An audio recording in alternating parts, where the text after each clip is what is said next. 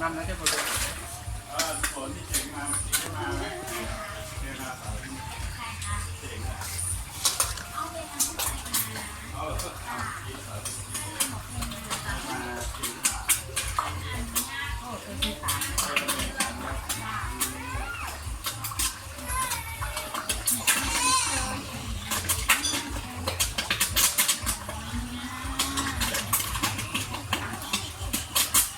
ามมันกินเก่งเพราะมันกินใหญ่